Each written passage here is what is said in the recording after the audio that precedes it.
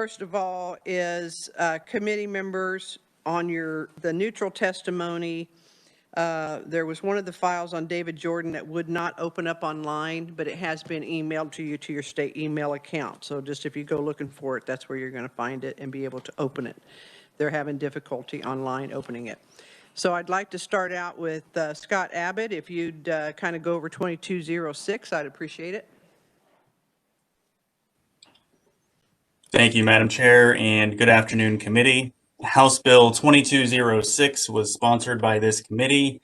This is the telemedicine bill. It would make a couple of amendments to the Kansas Telemedicine Act that was first enacted a few years ago, relating to definitions in the Telemedicine Act and provisions for referral to specialists and coordination of care. So the first couple of amendments are to definitions in the Telemedicine Act. The first is in distance site, to add some specification that a distance site may be an unlicensed or private location where the healthcare provider is located. It would also amend the definition of originating site to specify that the originating site may be a domicile or other non-public location where the patient is located. Would also add a little bit of specificity to the definition of telemedicine, to the technology that is used for telemedicine, and provide that it used technology utilizing medical devices, and would further specify that telemedicine, the technology platform would facilitate the verbal consent in addition to all of the other aspects of care that are already delineated under the Kansas Telemedicine Act. The next set of changes are in section 2 of the bill on page 2. The first is to amend the provision that currently states that a telemedicine may be used to establish a valid provider-patient relationship, and would add that telemedicine may be used to establish referral to specialty services to the extent that those services are consistent with the applicable standard of care.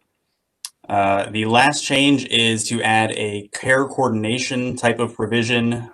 This is the new paragraph 3 near the bottom of page 2 of the bill. Provides that for a patient who consents and who has a medical home or a primary care or other treating physician, a care coordinator or other Kansas-based healthcare provider, the telemedicine provider would coordinate care to the greatest extent possible with that Kansas healthcare provider with the patient's consent, and to the extent that it's not otherwise prohibited by any other provision of law. The bill would take effect upon publication in the statute book, so July 1 of this year if it were passed. And I would be happy to answer any questions. Thank you, Scott. Are there questions for Revisor Abbott? All right. Seeing none, committee, we'll go ahead and open up our hearings. Thank you, Scott, for that. And first up, I have Stuart Little with Little Government Affairs. Welcome to committee, Stuart.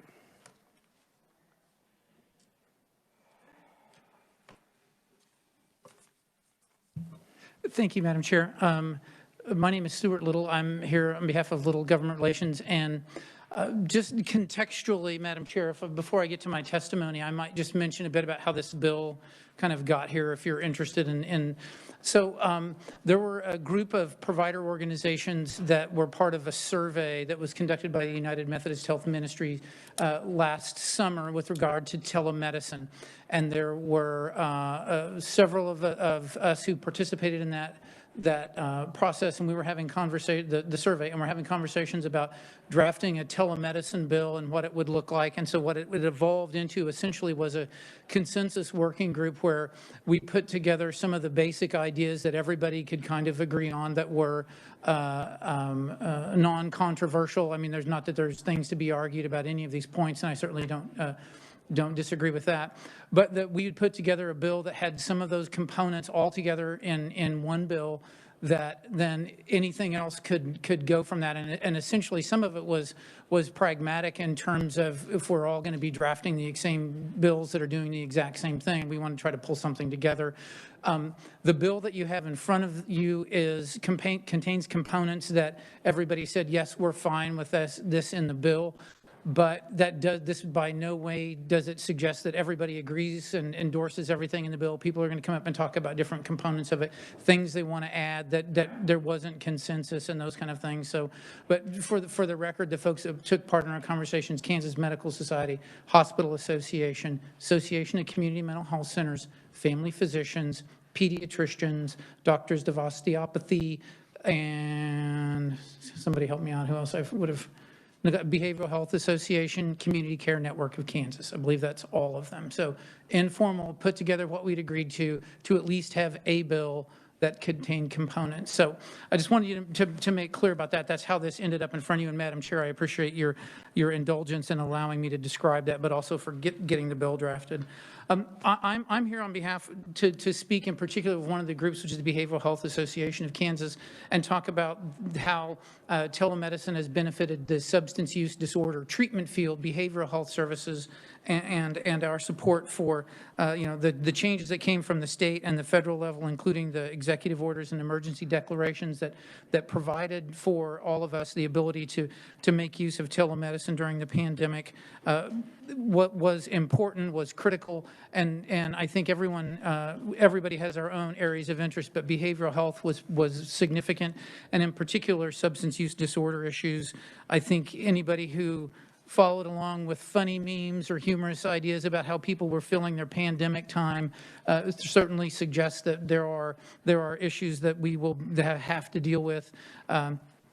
With regard to addictions and those kinds of behaviors. But one of the things that was important in the behavioral health field was that the stresses of the pandemic were stimulating a great deal of folks reaching out, but also making it difficult for folks to access services, and telemedicine was a great means to provide services, to keep ongoing services with clients, but also to respond to outreach. And you'll hear from folks in mental health centers that those same kinds of components in the community care network that started having greater input from behavioral health services. There were also telemedicine reduced some barriers, whether those were geography or income and your ability to make it to a treatment program and get services and those kind of things. Telemedicine addressed that. In the substance use disorder treatment side, you had everything from individual therapy to group therapy. How do you do that when you're in a quarantine and not supposed to be gathering? How do you do inpatient residential services? How do you do that? If you have somebody test positive, you got to close down your facility. If you have a clinician that tests positive or has come in contact and has to isolate, they have to work from home. Telemedicine, the changes that were implemented allowed all of those things to happen. We support the components in the bill. We are interested in pursuing issues of payment parity, of making some changes with regard to telemedicine.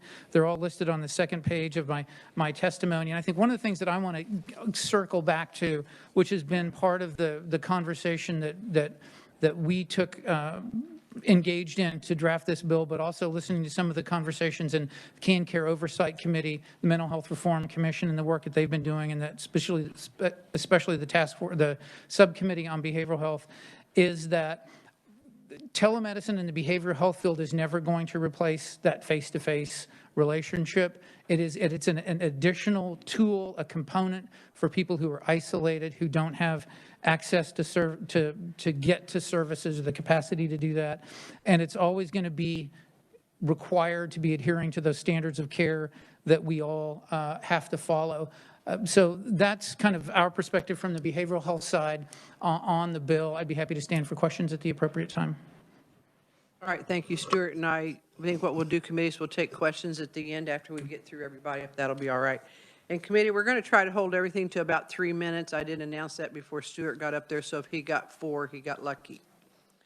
And then he'll owe me now. Maybe a cup of coffee or something, I don't know. He did well. He did well.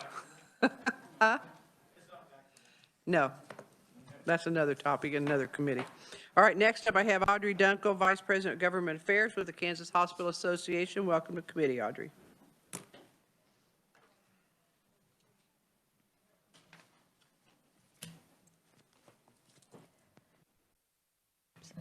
Thank you, Madam Chairman and members of the committee. As the chairman said, my name is Audrey Dunkel, and I'm the Vice President for Government Relations at the Kansas Hospital Association.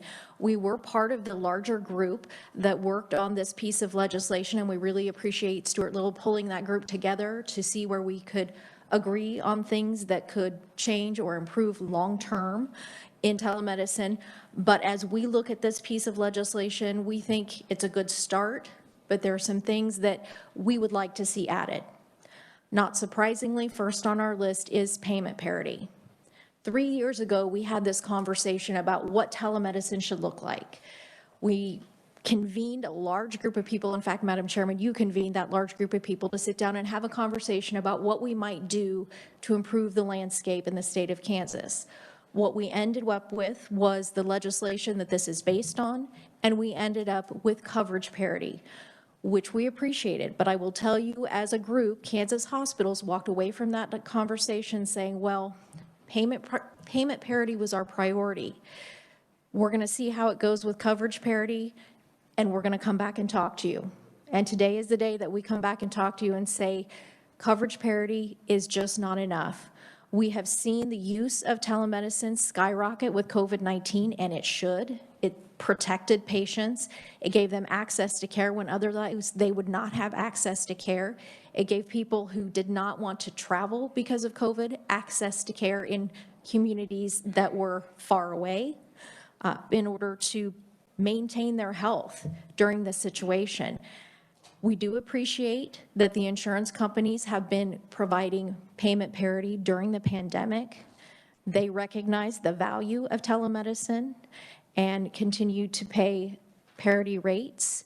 However, I will tell you, as we near each end of the pandemic emergency order, we receive a new letter that says, by the way, your rates are going to go back down at the end of the emergency order. And this is the concern that we continue to have.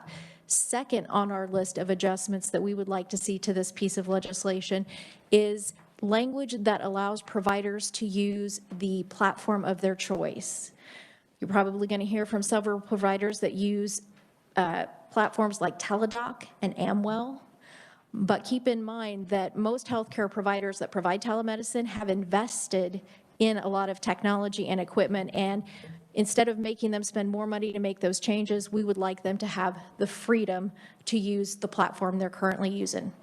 Third and last is, as you look at the language in this legislation, there is a little bit of a tweak in the language related to where a beneficiary might be, where the patient might be.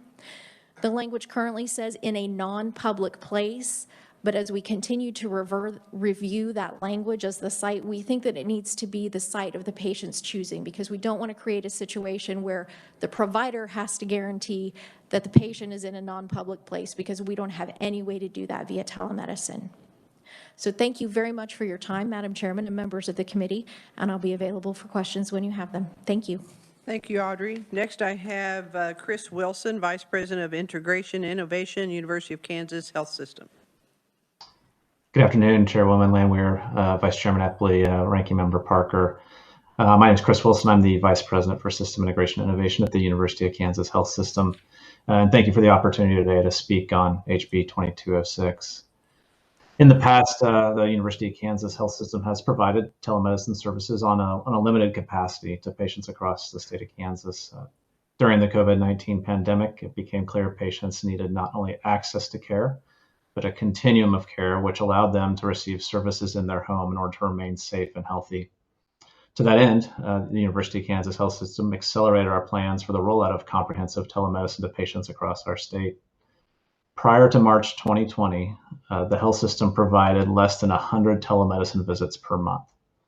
At our peak, over 35,000 telemedicine visits were executed in 1 month, and we continue to see no less than 16,500 telemedicine visits per month.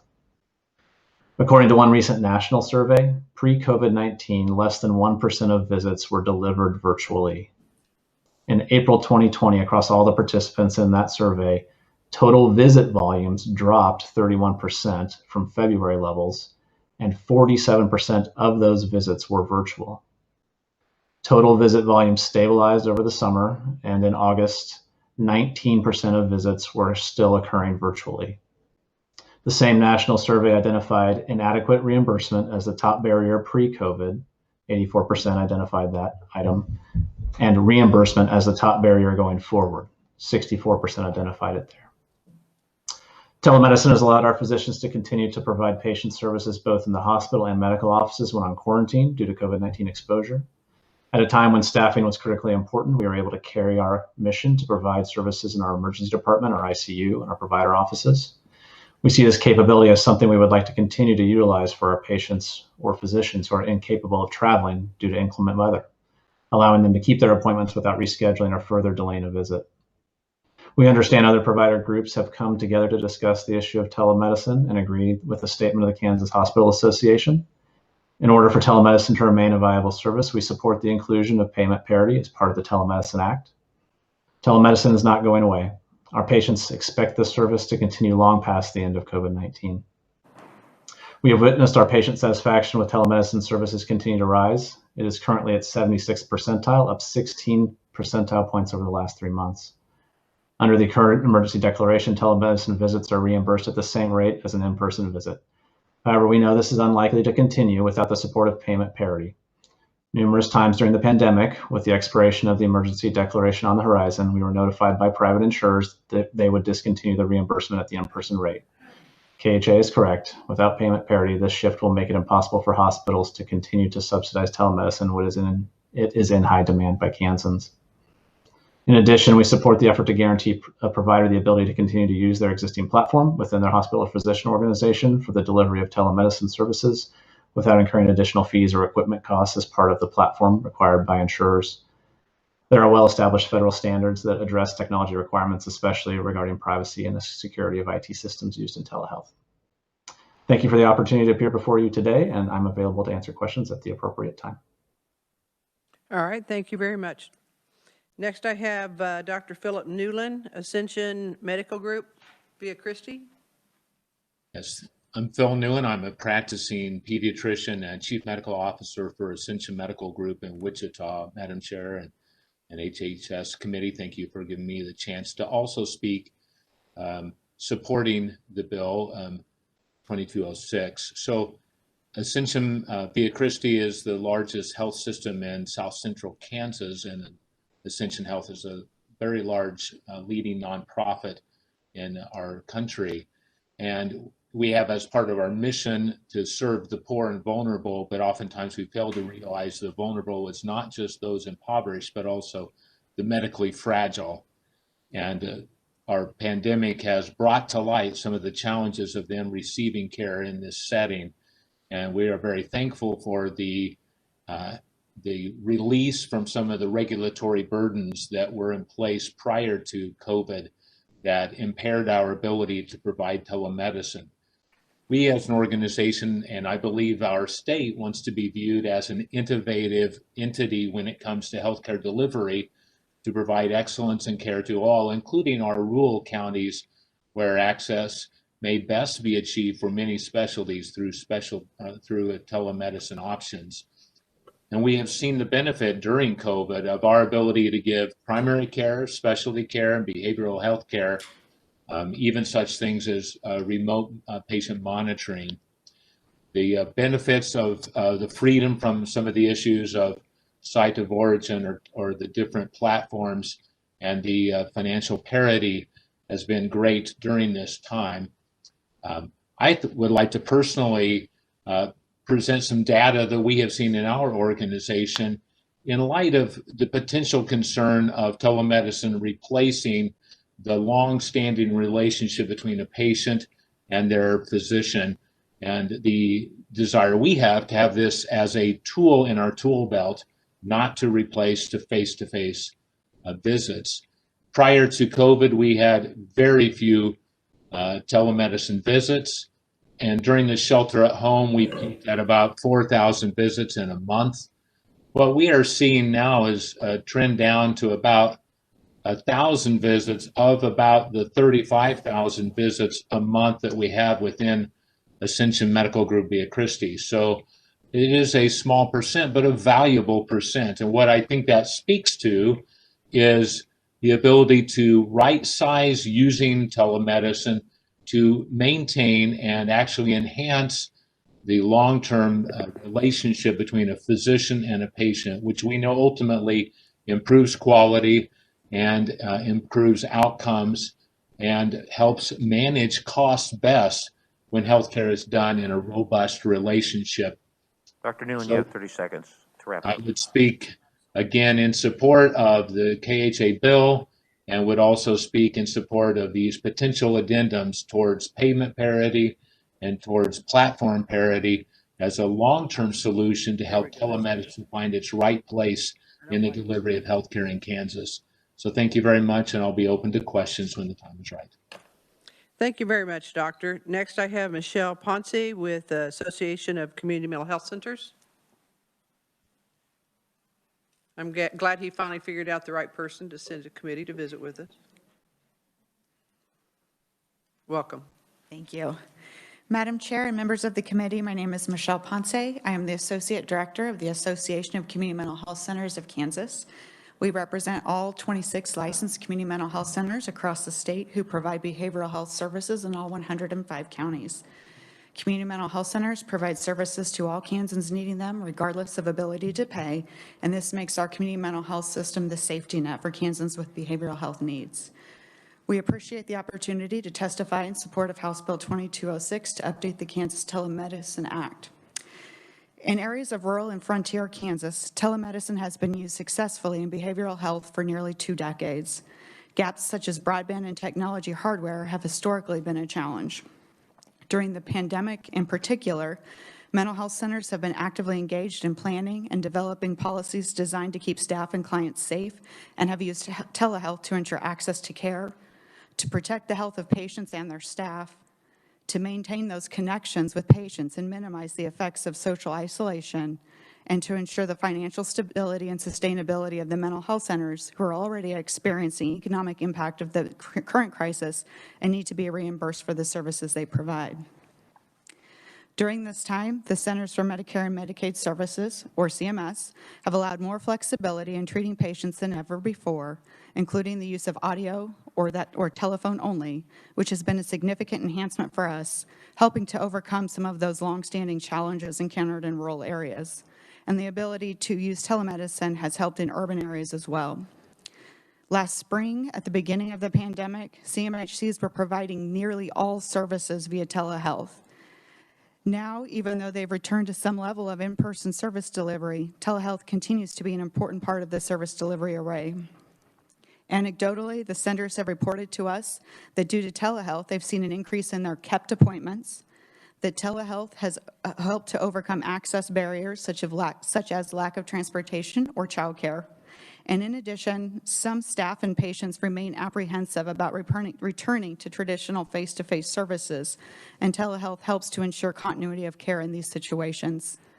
Consequently, our association requests that CMS allowances be allowed in Kansas for as long as possible for behavioral health. And at the appropriate time, we would ask the committee to consider an amendment that in essence just states that all processes, procedures, and reimbursement rates that are currently provided by CMS will continue to be allowed in Kansas for as long as CMS allows. And we provided some example language in our testimony. Thank you for the opportunity to be here before the committee today, and I will stand for questions at the appropriate time. Thank you very much. Appreciate it, Michelle. Next, I have Todd Fletcher, Executive Director of the Kansas Optometric Association. Welcome to committee, Todd.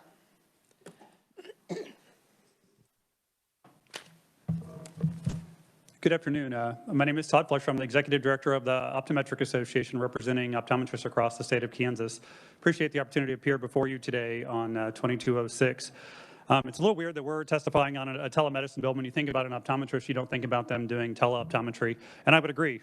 5 years ago, I'd probably say the same thing because a comprehensive exam can't be done via telemedicine because it doesn't meet standard of care in Kansas.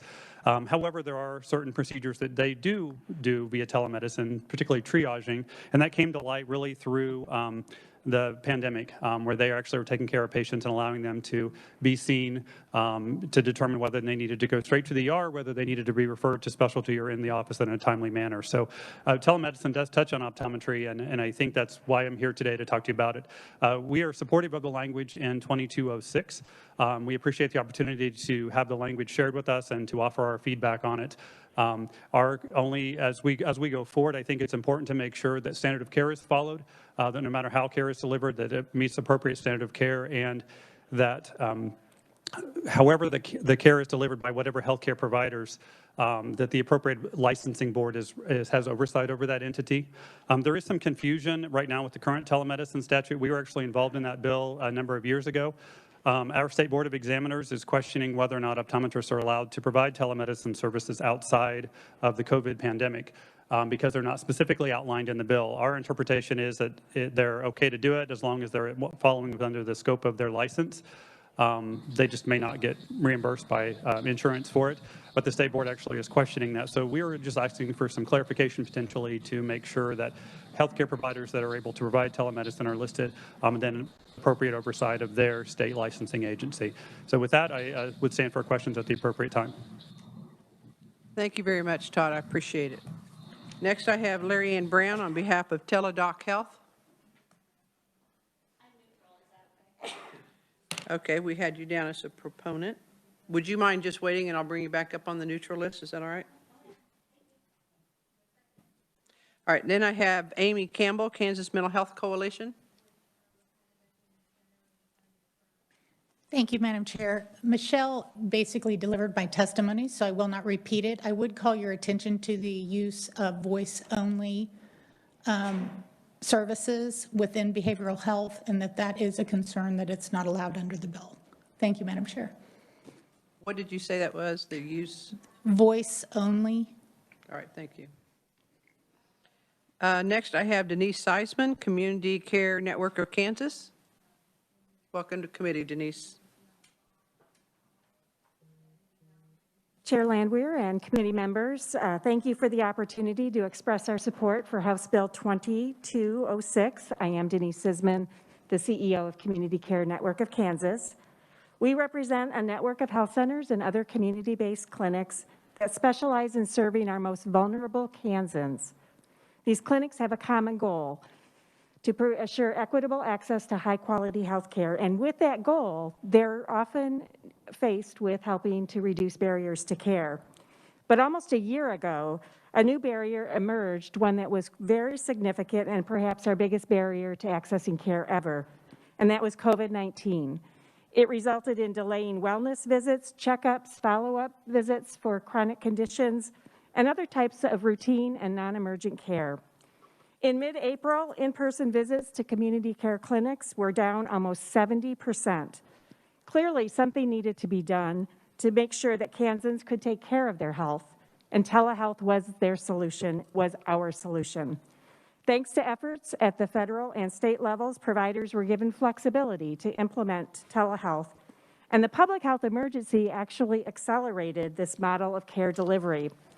Within a few weeks after COVID arriving in Kansas, 100% of Kansas health centers were providing telemedicine and telebehavioral health services. They worked with patients via video, telephone, and online. As a percentage of all visits, telehealth sessions were as high as 80% at certain health centers during April and May. Even when the public health emergency is over, telehealth will remain a valuable tool. Telehealth works just as well to keep providers and patients safe as it does to help Kansans who live in remote areas, to help Kansans who have transportation issues, to help Kansans who cannot take time off work, or to help Kansans who simply prefer the virtual format. We support House Bill 2206 as a telehealth policies that were implemented in response to the public health emergency make sense to continue. We urge this committee to move the legislation to the House floor for their adoption and approval. Thank you for your consideration, and I stand for questions at the appropriate time. Thank you, Denise. I appreciate that. Was there anyone else that I did not call on that had thought they were listed as a proponent? All right, seeing none. Committee, you will also note that we have written-only testimony by Morgan Walker, Director of Telemedicine, Children's Mercy Hospital, Kansas City. Scott Wood, Vice President for Physician Network, Advent Health Mid-America Region. Dr. Dina Hubbard, Public Policy Chair, Kansas Chapter, American Academy of Pediatrics. Rachel Marsh, CEO, Children's Alliance of Kansas. And Becky Fast, Executive Director, National Association of Social Workers. Next, I have the list of neutral conferees, said first I'll call up is Larry Ann Brown on behalf of Teladoc. We'll try this again. I think you just wanted your name called twice. That's what happened. Thank you, Madam Chairman. I apologize. I just noticed the heading on my testimony is incorrect. It should be we're neutral. I am Larry Ann Brown. I'm here today on behalf of Teladoc Health. Teladoc supports telemedicine, but we actually have some questions about the drafting of the bill. And we may have some suggestions that might make the bill better. And at some point in time, we'd like the opportunity just to continue to talk about it. Teladoc Health is the world's largest telehealth company. We have more than 2,400 employees, and we deliver care to over 175 countries and more than 40 languages. We partner with employers, hospitals, and health systems, and we have partner with more than 50 health plans in all 50 states and the District of Columbia. We provide more than 40% of the Fortune 500 employers, as well as thousands of small businesses, labor unions, and public sector employees. They offer Teladoc Health Services virtual care to their employees, and we appreciate the business that we do with them. We're very much in support of advancing telemedicine technology and the opportunities in Kansas to utilize telehealth. In fact, Teladoc Health has been very active in the Kansas Legislature for many years and is very interested and happy to be a part of evolving telemedicine policy. We simply request the committee allow us time to continue to work with the proponents, drafters, and other interested parties in the bill. I would like to point out just a couple of questions that we have with the bill. It may just be a simple drafting error, but I think it needs to be addressed. It would be on page 1, line 27, where it adds the word utilizing medical devices. When reading this section, it appears to me that it says telemedicine should be provided only by utilizing medical devices. I don't believe that's the intent of the proponents of the bill, but that means a person could not even use their laptop to have a telemedicine visit. In addition, we have no idea what section 3 on page 2, starting on line 27, means, and we certainly don't understand what the words meaning to the greatest extent possible. The section above, which is section 2A, already requires, and as long as the patient consents, that the healthcare providing telemedicine services should send a report about the telemedicine treatment that's been provided within 3 business days to the patient's primary care physician or other treating physician. We believe this entire section seems redundant and unnecessary. I'd also like to reserve comments on other proposed amendments, but keep in mind telemedicine is supposed to be a tool to help reduce cost of healthcare and enhance our current healthcare system, not replace it. Legislators are going to want to be careful that they don't take action that will have unintended consequences. I might also point out that I do believe that audio only between a patient and a provider is currently allowed under the Telemedicine Act, and just wanted to clarify that. And I'll be happy to stand for questions. Thank you, Larry Ann. Next, I have Camille Snyder, President, Kansas Chapter, American Physical Therapy Association. Hi, yes, on behalf of the Kansas State Chapter of the American Physical Therapy Association, thank you so much for the opportunity to testify on House Bill 2206. APTA Kansas recognizes the great opportunity that telemedicine offers, especially during these tough times. As strong advocates of telemedicine, we are seeking an amendment to House Bill 2206 to recognize our profession with the other healthcare providers in this bill. Until that time, we unfortunately remain neutral on the bill. Our previous APTA Kansas President, Susie Harms, testified in 2017 that we were neutral regarding House Bill 2512, which addressed telemedicine coverage parity. Harms noted that we would certainly be a strong proponent for this bill if it recognized all licensed healthcare providers, including physical therapists and physical therapist assistants. With COVID-19, physical therapists have been utilizing telemedicine significantly this past year. Telemedicine does not change our standards of professional care. It is merely a modality to execute treatments, including fall risk assessments, environmental physical safety in the home, injury management and prevention, as well as exercise prescription in the frail or subacute injury populations. Working in an outpatient clinic during COVID-19 with older community dwelling adults taught us that telehealth was an essential treatment modality. Under COVID-19 quarantine procedures, many patients could not come to in-person visits. Our unique training includes rehabilitation of cardiopulmonary deficits of compromised individuals throughout the disease process or age spectrum. We can follow those post-COVID-19 or post-hospital admission patients via telehealth, especially for our patients in rural Kansas. You could also use telehealth to appropriately identify the best agencies to coordinate care with their home health, social services, and mental health support. APTA Kansas believes the best healthcare legislation policies are adopted based on qualified providers delivering evidence-based care that is safe and cost-effective. We understand our role in population and community health, not to mention the important role we play as experts in the treatment of musculoskeletal conditions.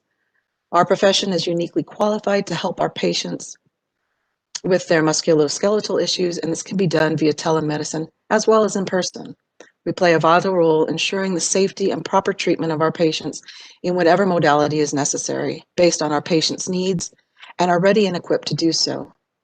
Thank you all for your time today, and I can be available for questions after. Thank you. Next I have Susie. Is it Turns or Turnus? Turnus, like rhymes with furnace. All right, with Speech Language Hearing Association. Welcome to committee. Thank you so much. Thank you, Madam Chair and members of the committee for allowing us to testify today. My name is Susie Turnus. I'm the Executive Director of the Kansas Speech Language Hearing Association, and I'm a practicing audiologist at Ascension Via Christi in Wichita. What we are proposing today is an amendment to HB 2206, basically to include speech language pathologists and audiologists in the definition of healthcare provider. You may remember that the work we did back in 2018 when the original telemedicine bill came out, we were able to be added to the bill, but not under healthcare provider, but we were able to provide services to Medicaid recipients. And that has been especially helpful in schools. Little did we know when we were writing that bill that we would be having a pandemic and that schools would be forced to provide speech therapy through telemedicine, but that has worked out swimmingly. Students are doing well with speech therapy remotely, and we know that this modality works for our students. In addition to school children, of course, speech language pathologists and audiologists provide services in lots of settings, including hospitals. And during the pandemic, of course, some of the hospitals were shut down. And so people who needed these services were not able to receive them. In addition to hospitals, you have all these long-term care and nursing facilities, skilled nursing facilities that some of them actually closed their doors entirely, even to speech pathologists. So folks who needed speech therapy, those who are suffering from stroke or swallowing issues, were not able to receive services. So we're just asking that we be added under the definition of healthcare provider. We know that teletherapy works for speech, language, and hearing services. This has been a model we've used for a long time. Now it's time to move forward with the next step, which is adding us as healthcare provider. And I'm happy to answer any questions when the time is right. Thank you so much. All right, thank you. Next I have Travis Euler, Executive Director of the Kansas Chiropractic Association. Welcome to committee. Thank you, Madam Chair and members of the House Health and Services Committee. I appreciate the opportunity to provide neutral testimony on HB 2206. My name is Travis Euler. I am the Executive Director of the Kansas Chiropractic Association, representing over 1,100 licensed doctors of chiropractic and their patients. HB 2206 updates the Kansas Telemedicine Act under Chapter 40 of the KSA concerning insurance rules and coverage. We feel that the updates and changes made in HB 2206 are a good start.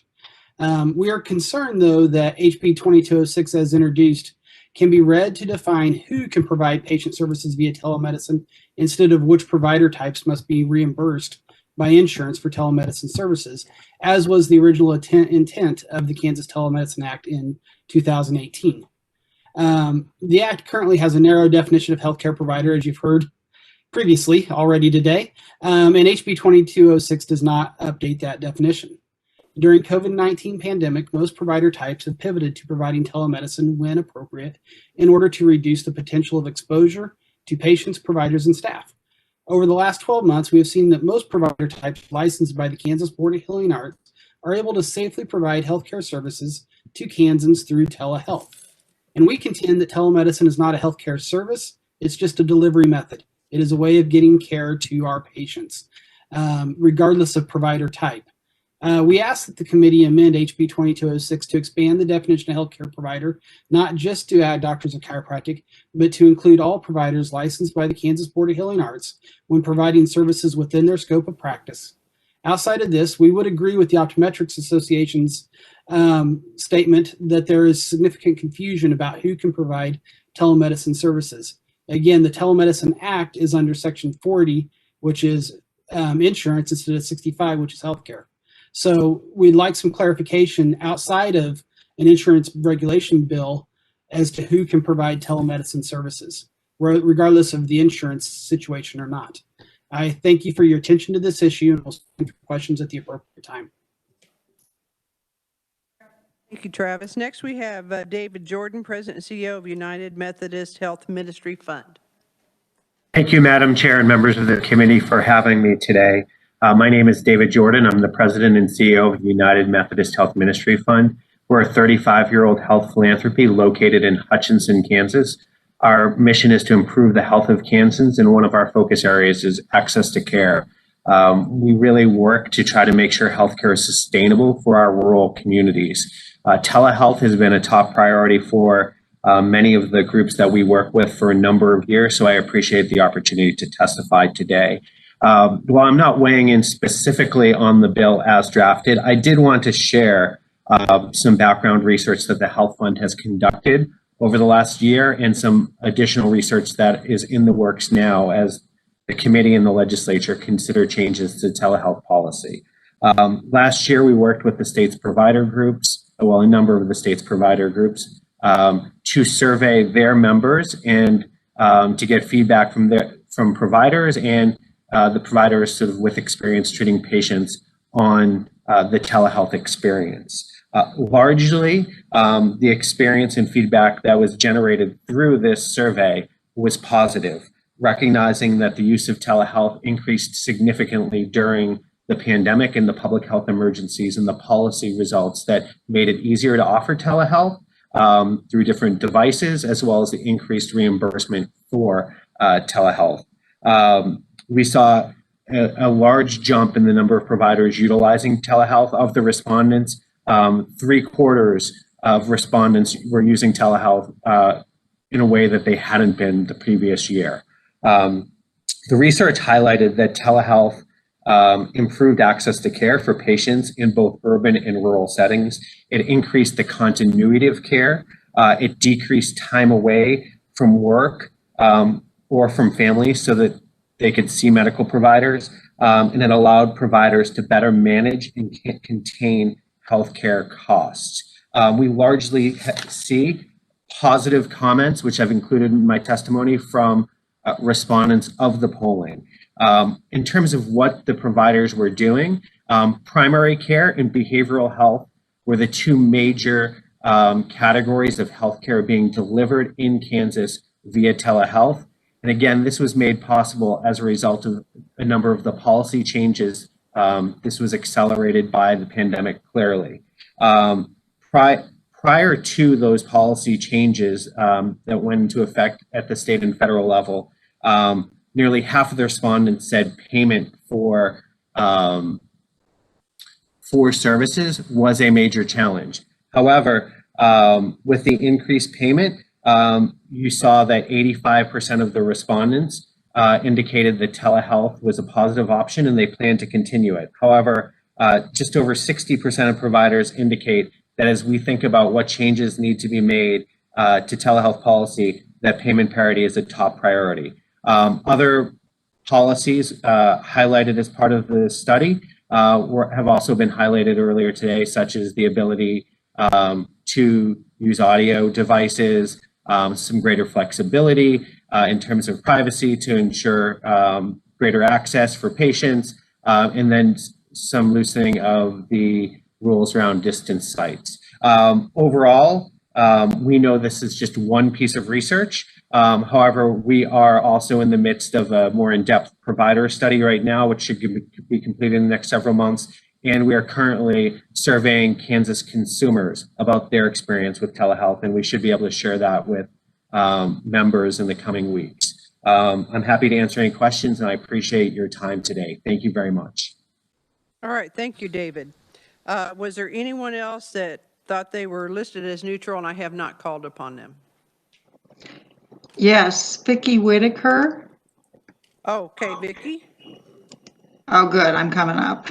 I will make my comments very brief, and I thank you. My name is Vicki Whitaker. I'm the Executive Director of the Kansas Association of Osteopathic Medicine. Thank you, Madam Chair and members of the committee, Vice Chair. Everybody has covered pretty much what I intended to cover as well. I would point out that I think it could be clearer if in the bill it says insert Kansas before the State Board of Healing Arts. I think everyone who practices medicine in Kansas should have to be licensed in Kansas. And I know with emergency orders that isn't the case. And my members feel strongly that anyone practicing in their state should be held accountable in their state. I also would like to see a broader, or KAOM would like to see a broader fleshing out of what is meant by using medical devices, because I'm not sure it's really clear. We would support allowing a physician to use the platform of their choice, because I am aware that some of my members have actually developed platforms to use for telemedicine. And we'd also like to see, I'm not sure what we'd like to see, but we would like to see a clear definition of who is allowed to use telemedicine, and if they are allowed and they're licensed, registered, or certified, then they should be held accountable to those licensing, certifying, or registering agencies in Kansas. Otherwise, it runs up against standard of care and possibly no recourse when there's a standard of care. Also in my testimony, I had put patients with complex medical needs, those with a need, and I messed that up. It should be those with a need for a diagnosis for unusual symptoms, and those needing medical testing need to be seen in person. I think it's very important to remember, yes, telemedicine has really helped everyone during this pandemic, but not all healthcare can be delivered via telemedicine and shouldn't be. And that concludes mine, and I'm ready to stand for questions when you have them, when appropriate. Thank you. All right, thank you, Vicki. Thank you, Vicki, and sorry for the oversight there. I think I just got a little excited with my pen and marked off the name quicker than I was supposed to. I appreciate it. Thank you. You're welcome. Is there anyone else that I have overlooked that thought they were signed up to testify on House Bill 2206? All right, committee, there is one written only testimony for neutral, and that's Brian Mills, President, Kansas Occupational Therapy Association. So I will now open it up to questions, and first I have Representative Parker, because he asked before you, Representative Epley. Yeah, I know you wrote your name down first, but Representative Parker. Thank you, Madam Chair. My apologies, Mr. Vice Chair. I have a question, I think, for Audrey Dunkel, but Audrey, if you want to delegate this to anyone else, that's fine too. We've spent a lot of time thus far this session talking about mental health in this committee, and I wondered if you could expound a little bit on the effects of this legislation on being able to provide mental health to Kansans or services. I'm probably not the right person as far as being the expert on mental health. I would certainly defer to our mental health representatives to talk about that. But certainly the flexibility and allowing people to access mental health either from our hospitals or elsewhere has been a significant benefit. Thank you. Someone else want to answer, add on to that? Michelle?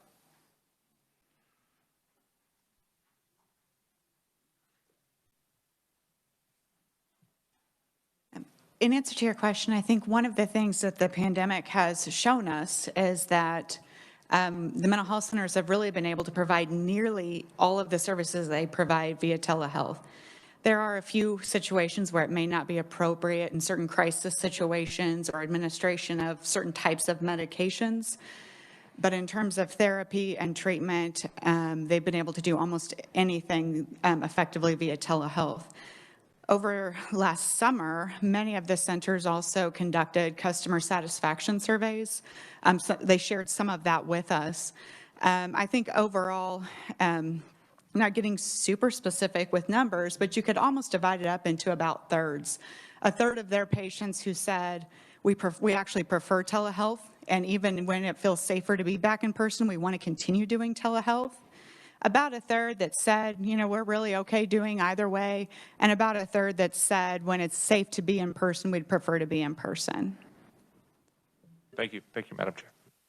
I might add one thing. I agree with Michelle. I think it depends on there are folks that want the in-person. I would agree with that split. There's also the healthcare professional's judgment. Are you getting honesty? Are you getting the feedback you need? And those kind of things. It's part of the equation. I think one of the best examples that we heard from a real live person was one of our members in Emporia had a former patient who about the fall in the pandemic had started using again and had children that lived about 40 or 50 miles from Emporia and got home from work at 5 o'clock and would have had to leave her kids to make an appointment, and she didn't have broadband access. And so A, telemedicine, she could get services at home, and B, use her phone without visual communication to get service, which otherwise she would not have been able to access. So that's just one anecdote, but that's the kind of examples we're talking about. Well, while we're on the topic of MH, I think one of the discussions at some point that has to occur in this is there is concern with some of our juvenile clients in the mental health and how often we would do that, and how not only them but others really need to still have that one-on-one, face-to-face in the room, so you can see all of the body language and see how they react in the entire environment. Would that be correct? Yeah, I think that's correct. And, I think we've heard some of our child therapists in particular, when things were fully shut down, kind of really lamenting not having that direct eyes on the patient, or not being able to necessarily, especially with young minors, being able to speak with them purely in private. So I think, again, it kind of probably goes back to the therapist's not preference, expertise, and knowing whether telehealth is appropriate in that individual situation. But particularly in some of the situations that youth are in, it's often better if the therapist can see them face to face. Thank you. Representative Epley. Thank you very much, Madam Chair. And I guess I'm going to look to Chris, if you're still on with us. And so I guess being on the receiving end of telehealth and doing more visits in the last year than I've done in my entire career, and seeing the pros and cons of it, and looking at the payment parity issue and having conversations the last day or so, I think there are a lot of details to this that maybe we need to consider and think about as we look at this bill. I'm all for this bill, but as we look at payment parity, from talking to mental health individuals, I can understand that this nearly meets all the criteria for a quality metrics visit, and you can measure that. It's very easy to measure in mental health, easier than I think in some of the medical specialties. And so, Chris, my long-winded question is to the point of metrics for measuring a quality outcome and trying to compare visits, i.e. in family medicine, cardiology, certain organ-specific specialties. When it comes to payment parity, what type of metrics are we supposed to use beyond time and patient satisfaction? Do you have any thoughts or ideas on that? Because I really struggled with quality visits as a primary care physician in my own telehealth visits. Thank you. Yeah, great question. Appreciate that. I think in addition to the softer metrics on the patient satisfaction side that you mentioned, or more access to care, I'd highlight things that we would look at from a gaps in care perspective. So making sure that we are able to identify and have conversations with patients around being able to close a lot of those preventative care measures that, if they weren't able to make an in-person appointment, we're able to have the conversation to identify, say, for instance, a cancer screening that needed to occur because of the patient's age or risk factors. You think of a lot of the diabetic gap in care measures that we monitor in the primary and preventative care space. So I would point to a lot of those process metrics that we look at that in particular are related to preventative care metrics that we want to promote in any way we can, whether that's a virtual or an in-person visit.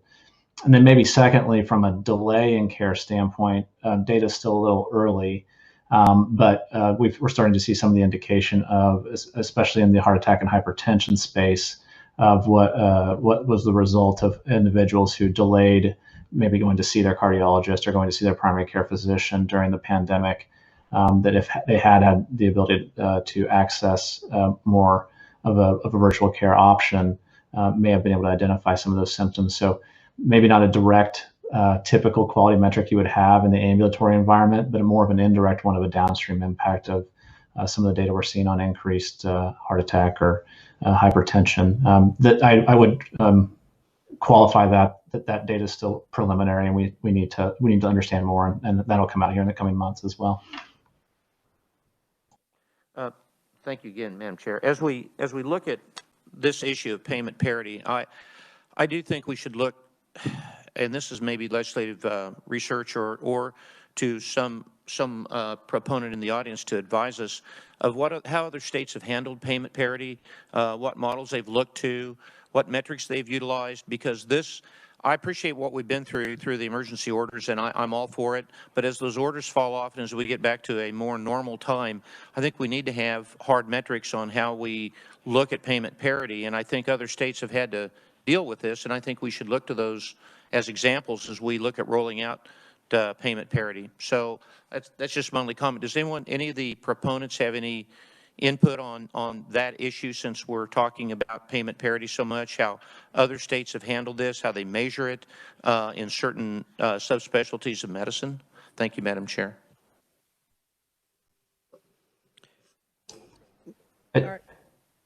Sorry, it's Chris again. I didn't know if there was anyone else who wanted to comment. I would note you tend to see more of the payment parity discussion reside in that preventative care from a metric standpoint. Preventative care, certainly mental and behavioral health, and chronic condition management. So the more complex patients we have, multiple chronic conditions, more likely to end up in higher acuity settings if they go without the access to care that they might otherwise get if they were able to make their in-person visits. So I'd highlight those three areas: mental behavioral health, preventative care, and the multiple chronic condition patients. Okay, next I have Representative Lynn, and then Representative Blex. Thank you, Madam Chair. I have two separate questions, if I may. The first one was following up with what Representative Epley was asking about how many other states have payment parity. Specifically, I'm thinking about Missouri, given that I'm in the Kansas City area. I'm just curious. So I don't know if Audrey can speak to that.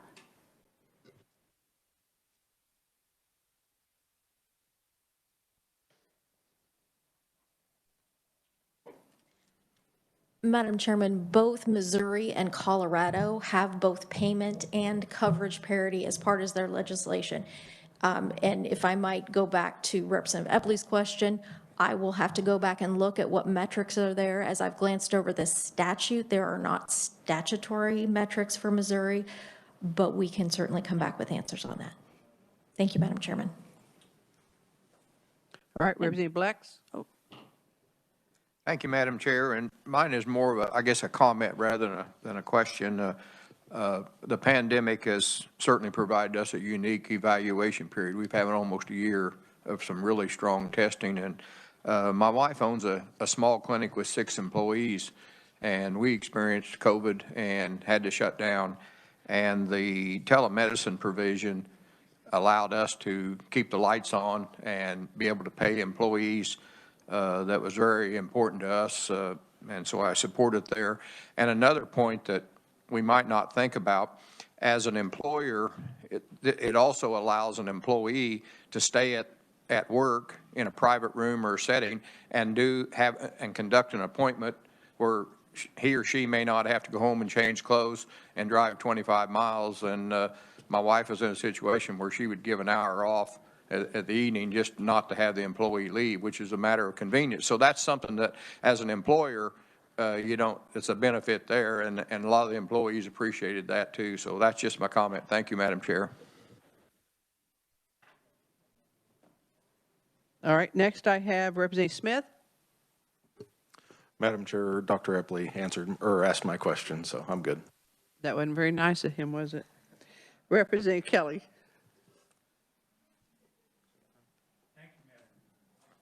Thank you, Madam Chair. This question might be for Stuart, since you kind of headed the group to put this together, and it's got two pieces to it.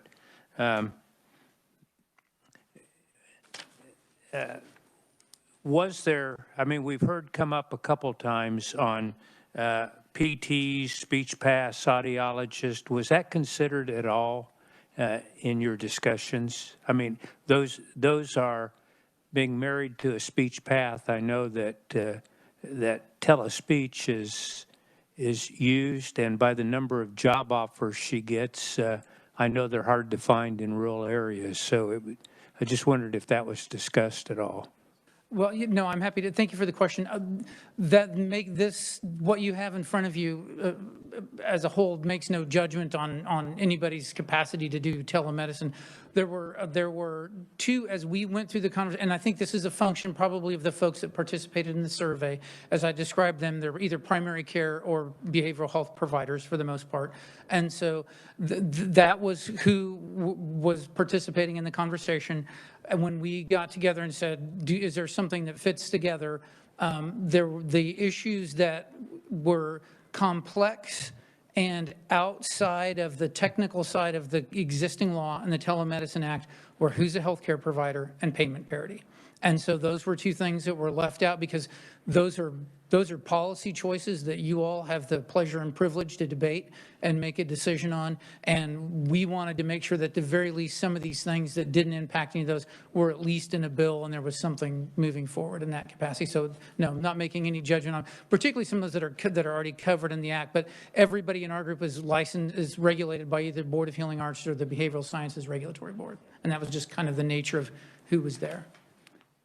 And the second part of the question, I haven't looked at everything that's in there, but I know that I came across a presentation from a provider in my district about 3 weeks ago on telemonitoring, and it's kind of a nursing home without walls, and they monitor patients to keep them out of nursing homes. So, I mean, some, of course, would be Medicaid, some would be private pay.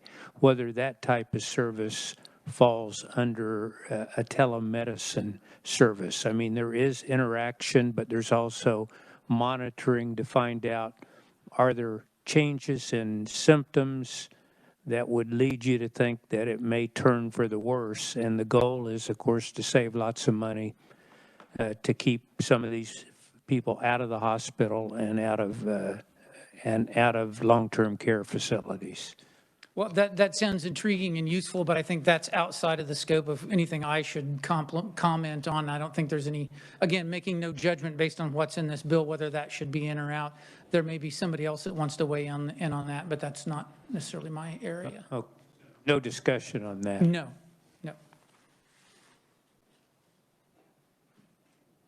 All right, and I believe we have Representative Ruiz online. And no, the Democrats didn't bring in an extra member. Everyone thought we were going to vote today, so they placed it, even though I did accuse Parker of doing that. But Representative Ruiz, are you with us? I am. Thank you, Madam Chair. There you are. Yeah, I'm here. I think Stuart Little might be able to answer my questions.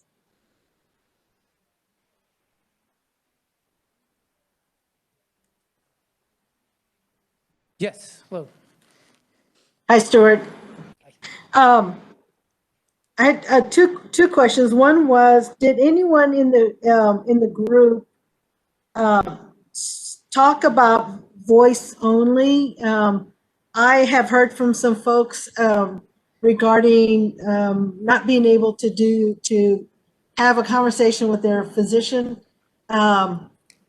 just via phone. And these are folks who are older citizens and still use a landline. They don't have even a flip phone.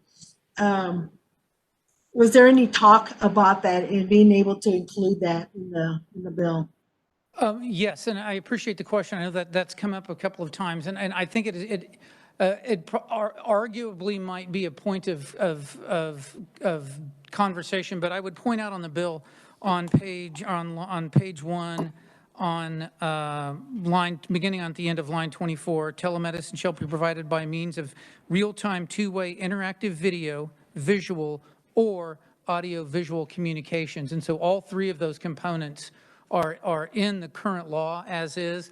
I think and this is where we get into some federal conversations, and somebody from KDHE or KDADS may weigh in on this, but I think some of these policies are governed by CMS policy, and then what's come down from there in terms of essentially a waiver or flexibility on the video requirement as well. So I know there's some KMAP bulletins that came out that kind of set the framework for some of those. But in the bill, because originally when we submitted to your revisers the language, voice-only communication was part of it, then it was pointed out. It's already in there on that line. Though it doesn't say it has to be any one of those. It can be any one of those three. But I think it may have been and again, this is one of the things, how do things change pre-COVID, post-COVID? It's become a norm, particularly for folks either in poverty that don't have broadband access, or rural that don't have broadband access, or elderly, or any of those is an issue. Great, thank you so much.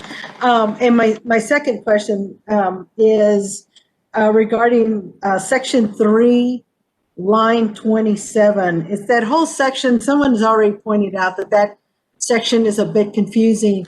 And as a clinical social worker, it feels to me like it might be singling out maybe mental health professions, and in possibly looking like there's a double standard there.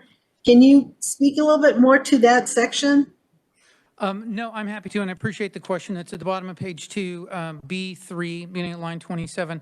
And I'll tell you the reason this language is in here, and any of my colleagues who participated are happy to jump in. They'll probably let me do this on my own. But the conversation that took place was, to the extent that the use of telemedicine services in Kansas needed to be connected to, if you had a primary care physician, if you had a health home, if you had a care coordinator, if you were part of a system here in Kansas that was paying for your services and providing services, the incentive was not to participate without restraint in any telemedicine you may want to go participate in. And so the idea was, to the greatest extent possible, and this is rooted in some existing statute, the language here, the reviser used the existing statutory language, broadened it out, that if you are receiving telemedicine services, to the best extent possible, those should be connected to either your primary care physician or your health home. And the intent is to not necessarily make anyone's doesn't address anyone's status or ability to license and diagnose or make a decision or anything. You don't have to get consent from a primary care physician, anything. It just says that care should be coordinated with the folks that are a part of that your healthcare system. And if you don't have a healthcare system, this wouldn't apply to you. You can go get the telemed you want. Does that make sense? Yes, and as long as the patient consents, correct? Right, absolutely. Right. All right, thank you so much, Stuart. Representative Lynn. Thank you, Madam Chair. I have a question for Todd Fletcher. I was just wondering if you could provide some clarification on the healthcare provider boards and who will have that oversight. Sure. I think part of the broader discussion is if other healthcare providers are included in the bill, that their appropriate agency have oversight over them. So I know there's been some discussions in other legislation around telemedicine waivers, but ultimately the providers were given permission to do it, but then the oversight came under the Board of Healing Arts, and it probably should follow the appropriate agency that regulates that board or regulates that provider, and make sure that that person follows the standards set by that provider. Thank you, Madam Chair. Representative Epley. Thank you, Madam Chair. Second time, and I think this would be for Audrey. If she could come up to the mic, please. So just for the committee's understanding, try to help us understand maybe just one standard code of payment coverage versus payment parity as we're existing currently in the emergency orders versus how it was before those went into effect on a standard reimbursement, a 99213 or a standard offices, the percentage difference. I think the committee, it would be helpful to the committee to understand the reimbursement differential. Okay. I have no idea what those codes are. I am not a coder, but I think what you're asking, and it's something that we're actually trying to track down for you exactly what those differences are pre-COVID. So what would have happened prior to the emergency is that, say you, for an office visit, and this is how you had a negotiated rate for your office visit, or if you're a critical access hospital, it's a percentage of cost. If it was done via telemedicine, you were paid a different rate, different basis, whatever. As we went then into the pandemic, for the private providers, we're also seeing it in Medicaid, we're also seeing it in Medicare, that the in-person rate is now what's being paid. I think the question you're asking me is, well, if the office visit is paid at 80% of my charges, what am I being paid at the telemed rate? I can give you an estimate on the Medicare rate, because I just had this conversation with one of my small hospitals that said my clinic visit, I'm getting paid $267 for that visit in person, and I get paid $92 via Medicare, for Medicare via telemedicine. So that tells you a little bit about what happens with Medicare. Now, what you want is a comparison of the private payer, and we're working on getting that for you, what that actual differential is. Now, keep in mind, the amount paid is not the only thing you need to pay attention to, because if the amount paid is $10 less for a service that you provide 50 times a week, that is significant as something that's $500 less and you do once a week. So there are two measures of what you're looking at for that. And of course, in healthcare, things are adjusted along all of those parameters. Our Medicaid program does it every year when they set rates. They're budget neutral when they set rates, and they adjust. Well, and thank you for attempting to answer that. I really get it and understand the complexities and the details of the codings and the different visits. But I think it would help the committee as we consider payment parity to know roughly, what rates were before COVID. And we now know that they're basically the same as they are if we saw the patient in person. And that's, I'm telling you, I know from absolute fact, that's a big difference. And I think it would be helpful for the committee's deliberations to know that information, at least in some general ways on certain examples in primary care, cardiology, gastroenterology, the standard visits of what the differential is, because I think it really will bear a lot on payment parity as we evaluate that. So thank you. Thank you, sir. Representative Bishop?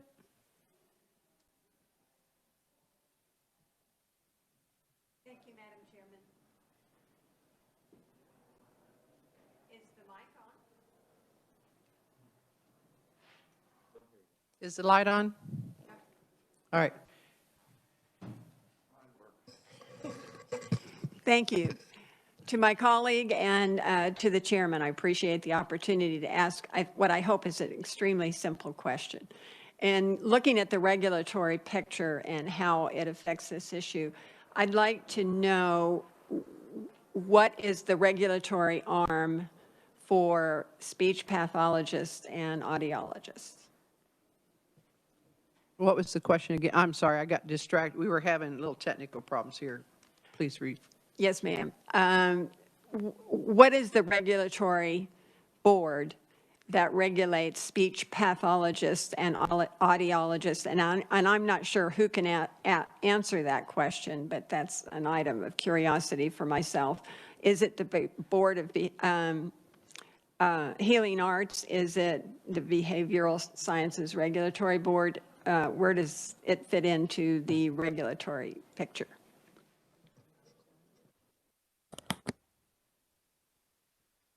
Is Susie Turnus still on? I am, yes. Okay, there you go. We were trying Yes. to find your name. We just couldn't figure out where you were. Yes, I had my hand up, but I don't know if anybody can see. Yes, so to answer your question, speech pathologists and audiologists are licensed and regulated by KDADS.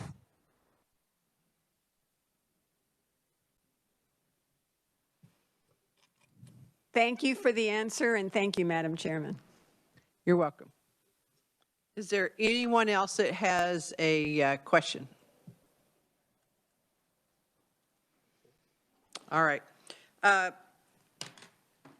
You know, we kind of thought that when we introduced this and that we'd be able to at least move the ball forward on telehealth.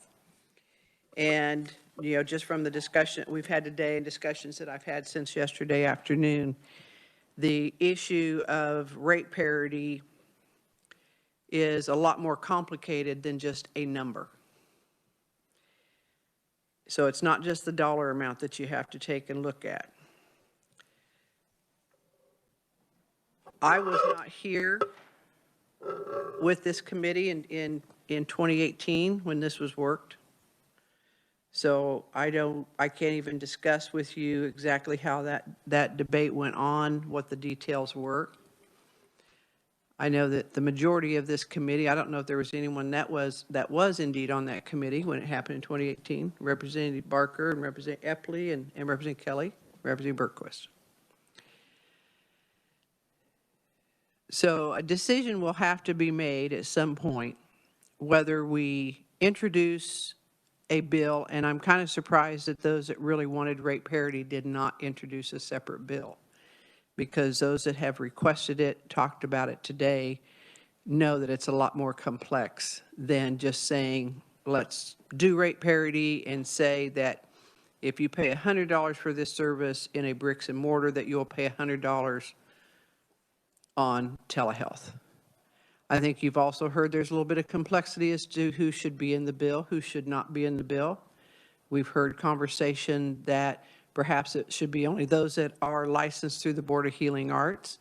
We just heard that a couple of the folks that are wanting to be in here are not licensed through them. They're actually licensed through KDAD, so should they be omitted?